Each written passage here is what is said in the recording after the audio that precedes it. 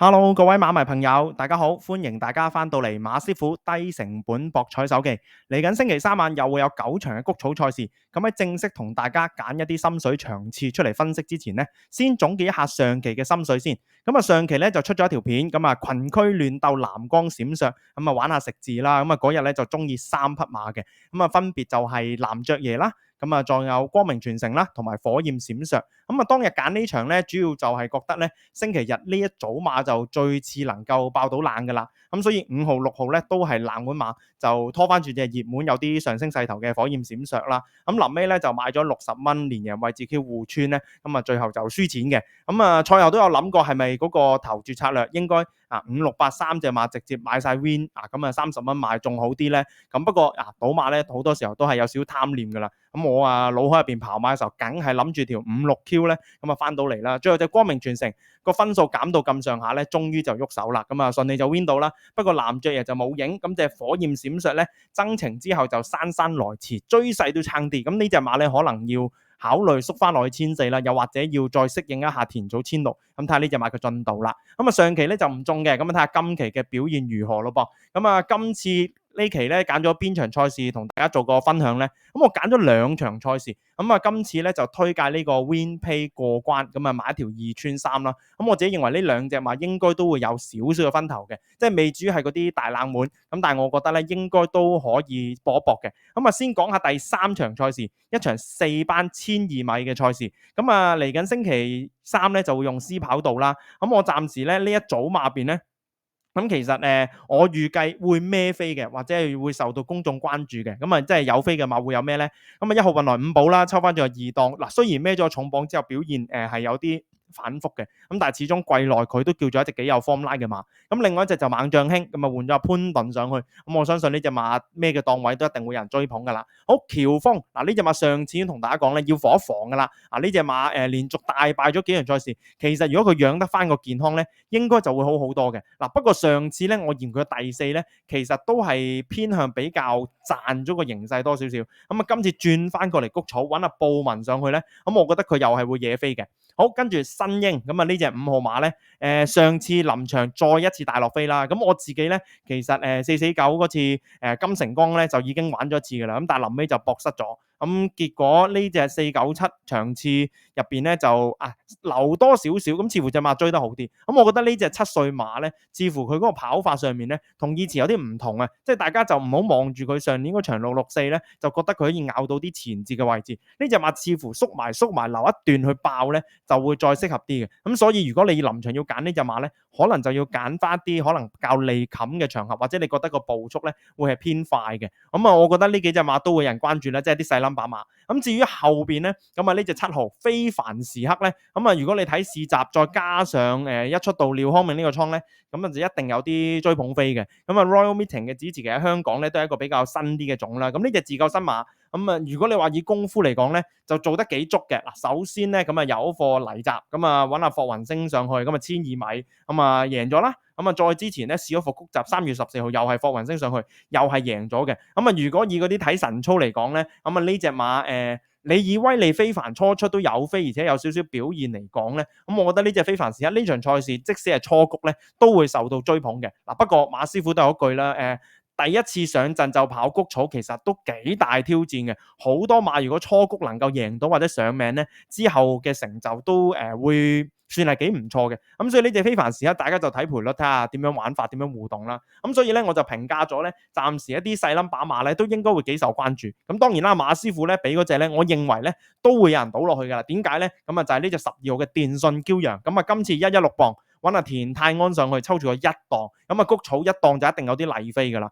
點解今次咧就推介翻呢隻電信驕陽咧？首先要講下呢隻馬師傅係曾經推介過俾大家嘅。喺上半季階段咧，當時係董明朗策騎，即係11月27號嗰晚咧218嘅場合已經推介過一次俾大家。嗰次12倍咧，最後臨尾就又好唔好話搏失咗咧？即係我覺得呢隻馬咧，其實佢嗰個陣上水準就係差唔多噶啦。佢唔係一隻喺4班度好超卓嘅馬，我就覺得嗰陣時咧，隻馬係一個輕磅，再加上有賠率，抽住個靚檔218。咁成組馬整體嚟講咧，即係好似比較弱啲啦。咁然後佢就叫做跑咗第二。咁但係你事後睇翻，即係運來五寶美麗緣分，佢輸俾咗隻對手，其實係幾強嘅。咁佢後邊嗰啲上教或者係運來五寶雖然表現好啲，但係其實嗰晚咧，佢冚嘅對手入邊咧，嗰個姿態比較難稱，因為成匹馬一齊喺第二至到第六位翻嚟，咁所以我唔敢講話，佢之後就可以好似隻光輝所願咁樣爆發得咁緊要，或者好似隻運來五寶，咁再加上呢個倉係徐雨石咧，咁大家自然嗰個期望都會再調低啲啦。咁所以其實嗰場賽事之後咧，我就冇揀佢噶啦。咁直至去到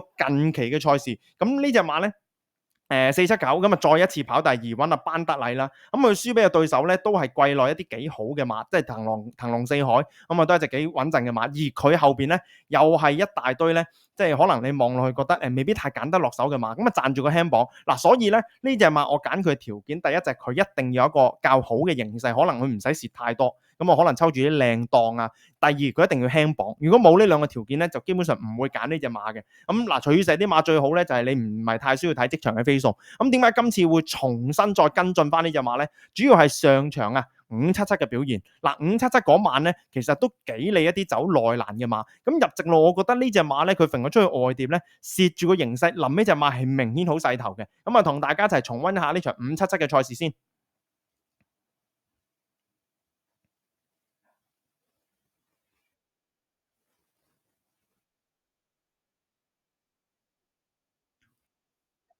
有啊。今日咧臨場咧重飛大熱門咧就係呢隻1號嘅紫衫白帽1號嘅紫荊歡呼啦。而家放頭即係貼欄嘅就係學霸王，而家就縮咗去第二位。所以其實整體嚟講咧，都係一啲貼欄馬比較有着數嘅。嗱，大家而家望一望呢隻12號電信驕陽。藍衫黃白格仔袖咧，而家走住三碟鏡頭入邊，而家去到尾四12號電信驕陽。全程走住個三碟咧，亦都係望空咧，其實幾蝕嘅啦，唔係好符合呢隻馬最佳嗰個跑法嘅。大家就睇下入直路咧，鍾易禮點樣去發揮啦。嗱，呢場賽事臨尾學霸王或者係紫荊歡呼咧，全部都係貼實晒個內檔，甚至其實都幾傾向前置馬嘅。嗰晚咧有隻凝聚美麗喺前面放下咧，即係咬住個第二位翻嚟都捱到。嗱，反而轉彎一齊踩，走住個三碟。全程望空入直路嘅時候，四碟轉彎最出就係佢噶啦。就係呢隻電信驕陽。你見到騎落去咧，隻馬其實有反應嘅，不過當日受制於嗰個場地形勢咧，入邊啲馬就明顯衝得比較好啦。成好運呢啲都唔斷。結果佢就一路喺外邊，你見到鍾易禮大邊咁車落去駛落去咧，隻馬其實臨尾咧，以成組馬外檔馬衝上嚟嘅姿態咧，佢就叫做最肯標嘅。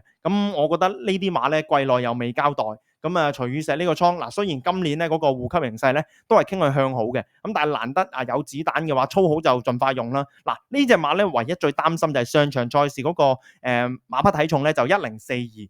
跑完之後咧，其實有少少跌磅嘅。琴日咧就出翻就係嗰個1029。呢個就係馬匹體重今次上陣。所以可能呢隻馬有少少調整，不過我覺得抽咗一檔咧，應該點樣都揾方法谷行晒佢噶啦。希望星期3晚個場地唔會再有一啲鴛鴦地咧。呢個一檔係能夠幫到呢隻馬，我就搏呢隻馬 win pay， 睇下佢可唔可以咧，即係季內第一次出頭啦。所以第一隻咧喺呢條片入邊推介俾大家就係第3場10號嘅電信驕陽。今次呢條片咧就玩2穿3嘅。另外一匹馬咧我就揀咗第5場西洋會挑戰杯嘅呢場賽事。嗱，無獨有偶又係揀徐雨石。呢一條片咧第2匹推介嘅心水馬就係呢11號嘅官萬物啦。最主要咧就係我認為第5場咧，其實好多馬咧都有一啲係缺點嘅。嗰啲嘅馬嘅缺點咧，即係例如呢隻馬又會最飛嘅東來欣賞啦。嗱，抽住咗一檔。其實前一次我就已經同大家講呢隻馬要搏噶啦。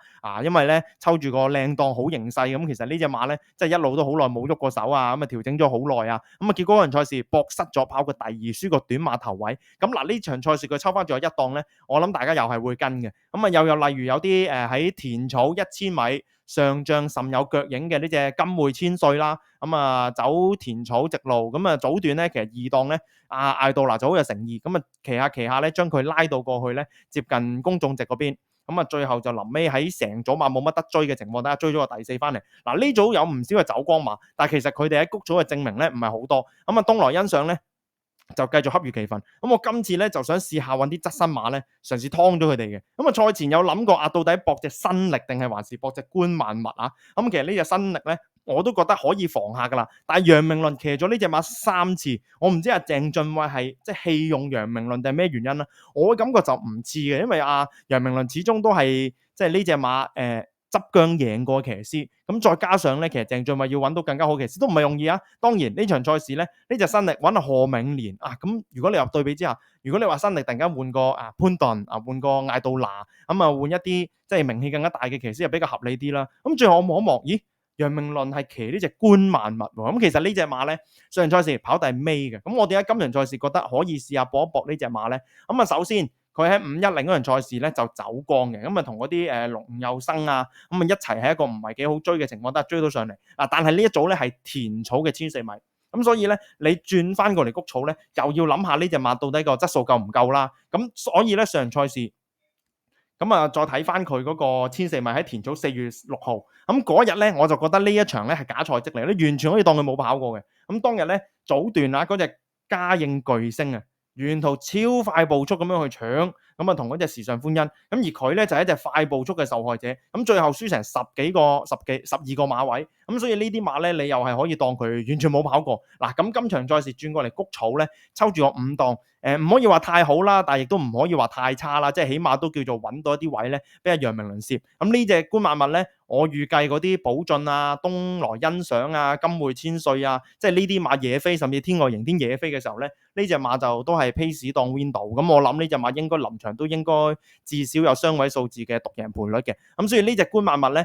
上場賽事冇跑過，前仗咧就有少少走光。咁今次咧就覺得都可以繼續留意翻嘅。咁所以亦都係點解冇揀到新力而揀呢隻官萬物嘅原因咁走完光過一次冷河。咁睇下星期3晚徐宇石咧可唔可以同馬師傅一齊贏到錢啦。咁所以最後咧呢條心水片咁4月23號星期3晚嘅谷草賽事，咁我推介一條咧獨贏位置 WinPay 2串3。咁第3場咧我就中意12號嘅電信驕陽，咁第5場咧就中意11號嘅官萬物。咁呢兩匹馬咧都係徐宇石馬房嘅，咁所以今次個標題咁下游馬房，咁睇下係咪真係求勝心切，而且能夠即係搏馬搏得成功啦。好，咁今次呢條片咧就去到呢度先，咁多謝大家支持，咁我哋之後嘅心水片再見，拜拜。